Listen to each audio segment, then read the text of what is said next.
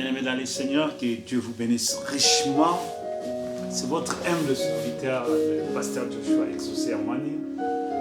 Je suis dans la joie de partager avec vous quelques moments de grâce sur des témoignages sur l'œuvre de Dieu, sur la vie chrétienne. Pourquoi nous prions? Quand vous suivez dans la plupart de mes interventions, dans mes vidéos, je suis en train de parler sur pourquoi nous prions, pourquoi nous venons à l'église, pourquoi nous sommes chrétiens. Pourquoi? Ce sont des questions tellement capitales.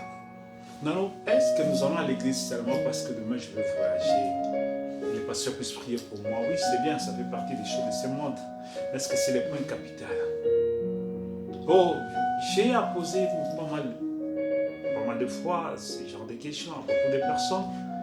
Mais je suis arrivé à comprendre que même les serviteurs de Dieu, beaucoup ne savent pas. Beaucoup ne savent pas. Il y a un pasteur qui prêche un grand homme de Dieu et qui fait des millions de personnes qui courent derrière lui. Il posait la question pourquoi Jésus était venu. Et les gens répondaient, et puis à la fin lui-même dira que non.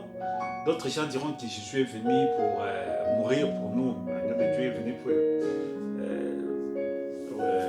mourir, pour effacer nos péchés. C'est l'agneau de Dieu qui ôte les péchés du monde. Il a dit non. Il va prendre Jean 10, dit Jésus est venu pour donner la vie en abondance. Oui, c'est vrai, Jésus est venu pour donner la vie en abondance, mais l'interprétation de ces versets-là, la vie en abondance, c'est la vie qu'Adam avait dans le jardin d'Éden. La vie en abondance, ce n'est pas l'argent, non. La vie en abondance, c'est la vie qu'Adam avait dans le jardin d'Éden. C'est de ça dont le Seigneur parlait. Le Seigneur ne parlait pas des choses de ce monde. Une multiplicité de voitures, de maisons, de voyages et tout ça. Non, le Seigneur ne parlait pas de ça. Bien que ces choses sont normales pour nous sur la terre, mais ce n'est pas ça que le Seigneur parlait. Jésus ne pouvait pas venir quitter les cieux et venir sur la terre. Juste pour qu'il puisse avoir des voitures, un bon mariage, voyager, avoir un compte à banque vraiment plein. Non! Avant la venue de Jésus, il y a eu des gens qui étaient des milliardaires. Donc Jésus ne pouvait pas venir pour ça. Dieu ne pouvait pas quitter les cieux et venir sur la terre pour quelque chose qu'on en a déjà. Non. Jésus acceptait de mourir nu sur la croix seulement pour ce que nous on en avait besoin. Salomon a été milliardaire, il y a eu pas mal de gens qui ont eu de l'argent, qui n'en ont jusqu'à ceux qui n'en ont plus besoin. Salomon le dit. À quoi bon sert l'homme de chercher le tout et à la fin, il trouve que tout est vanité? Est-ce que Jésus est venu juste mourir pour tout ce qui est vanité? Non. Tout ça, c'est un manque de vision sur l'œuvre de Dieu. Manque de vision sur qu'est-ce que nous croyons, pourquoi nous prêchons, qu'est-ce que nous prêchons aux gens. C'est vrai que les gens sur la terre, ils sont dans des problèmes, ils sont malades, ils ont besoin de solutions de leur maladie, ils manquent de travail, ils manquent de quoi manger. Ça, ce sont les laveurs de la vie quotidienne. Ils ont besoin de l'intervention de Dieu. Mais ce n'est pas suffisant.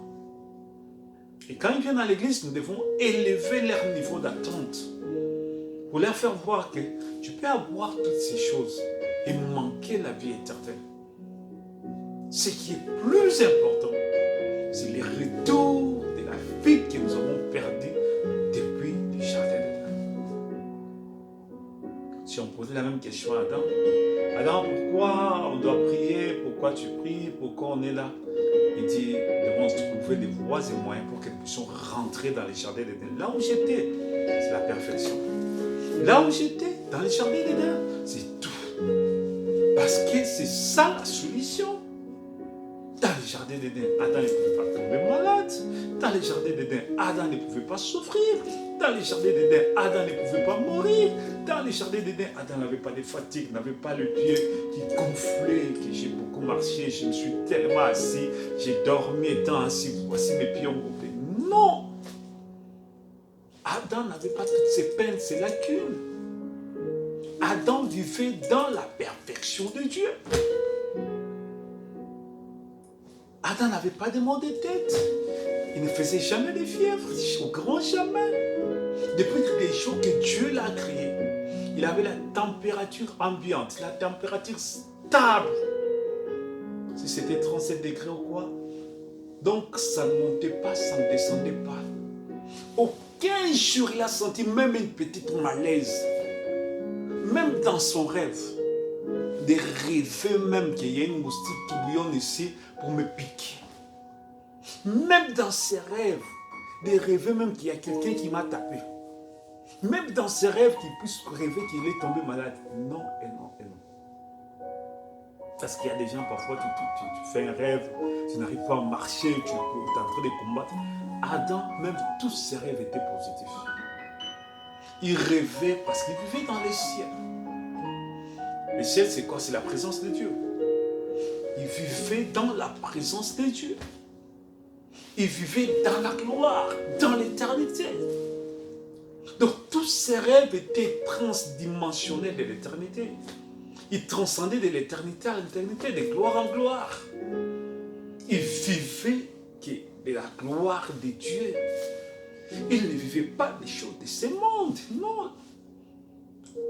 C'est parce que nous ne lisons pas vraiment, réellement. Et même les gens qui prêchent, je ne sais pas, qui ne lisent pas ça réellement.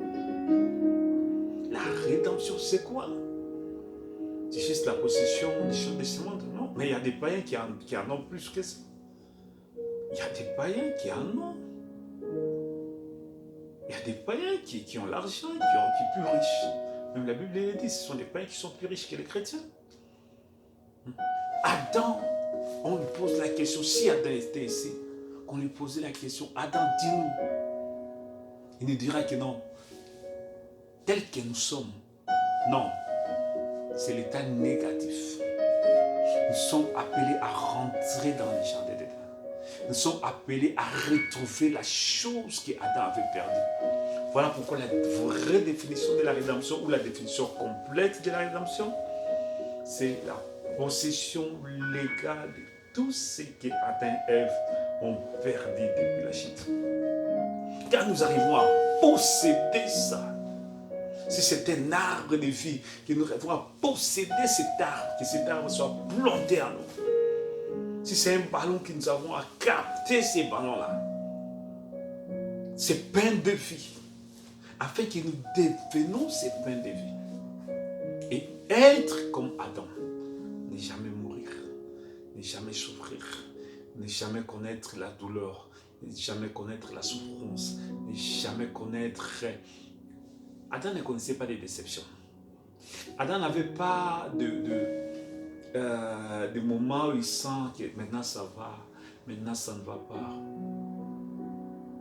Je vais expliquer encore quelque chose de profondeur ici, parce que quelqu'un dira, oh, mais pourquoi Dieu lui avait dit qu'il n'est pas bon que l'homme soit seul? Adam sentait quelqu'un qui était en lui, Ève. Il sentait, c'est comme une femme enceinte. Il sentait, il y a une personne qui était en lui à l'état spirituel, pas physique. Il fallait maintenant communier extérieurement avec cette personne-là. Cette présence-là, c'est aussi un grand mystère, un mystère tellement profond. Je parlerai de ça plus tard. Tu cherches quelque chose que tu as déjà. Tu vois, Adam parlait d'Ève, mais Ève était là. Il cherchait une compagne, mais la compagne était là. Maintenant, il était question que Dieu puisse matérialiser ça. Que Dieu puisse extérioriser ça. Que Dieu puisse la rendre palpable à ses yeux. Et c'est ça. Il ne cherchait pas quelque chose qui était loin. Non. Quand Dieu te fait la promesse est là. Il plante la semence en toi. Juste au temps voulu, au moment opportun. C'est-à-dire qu'il faut que la semence là, qui doit grandir, atteindre sa pleine maturité, et puis c'est fini, ça sera manifesté. On attend la promesse dans la prière, dans une attitude de prière. Si on pose la question à Adam, dis-nous, qu'est-ce qui s'est passé? Adam allait nous expliquer que ce n'est pas cette nouvelle civilisation que nous avons, le monde moderne avec tout ce que nous avons. Non, c'est pas ça. Ce n'est pas les gratte-ciel. Ce n'est pas des jets. Ce n'est pas une vie luxueuse. Ce n'est pas, non. C'est la gloire de Shekinah. C'est la gloire de l'Éternel. C'est la vie de la parole. C'est la manifestation de la parole. C'est la gloire de Dieu en nous. Que Dieu vous bénisse richement. Venez me suivre dans cette série des enseignements sur Adam dans le jardin d'Éden. C'est votre humble serviteur, l'apôtre Joshua Zosé Amani. Que Dieu vous bénisse. Amen.